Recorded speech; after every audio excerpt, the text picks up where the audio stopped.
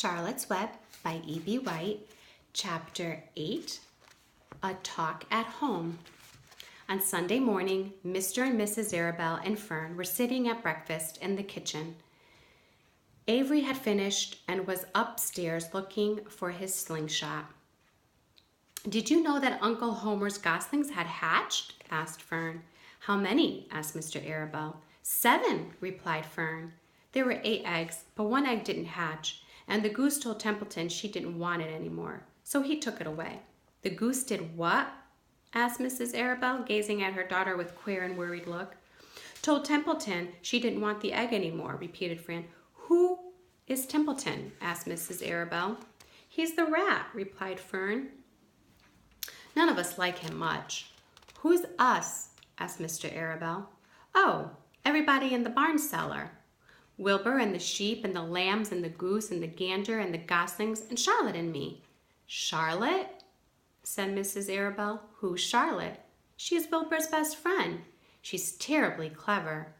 "What does she look like?" asked Mrs. Arabelle. "Well," said Fern thoughtfully, "she has 8 legs. All spiders do, I guess." "So Charlotte is a spider?" asked Fern's mother. Fern nodded. "A big gray one. She has a web across the top of Wilbur's doorway. She catches flies and sucks their blood. Wilbur adores her." "Does he really?" said Mrs. Arabelle rather vaguely. She was staring at Fern with a worried expression on her face. "Oh, yes, Wilbur adores Charlotte," said Fern.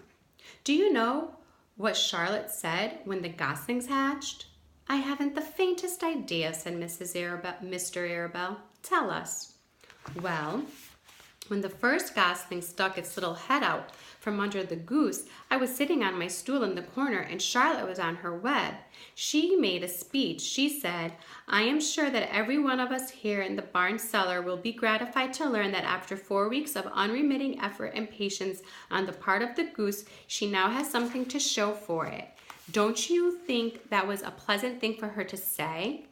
"Yes, I do," said Mrs. Arabelle. "And now, Fern, it's time to get ready for Sunday school, and tell Avery to get ready, and this afternoon you can tell me more about what goes on in Uncle Homer's barn. Aren't you spending quite a lot of time there? You go there almost every afternoon, don't you?" "I like it there," replied Fern. She wiped her mouth and ran upstairs. After she had left the room, Mrs. Arabelle spoke in a low voice to her husband.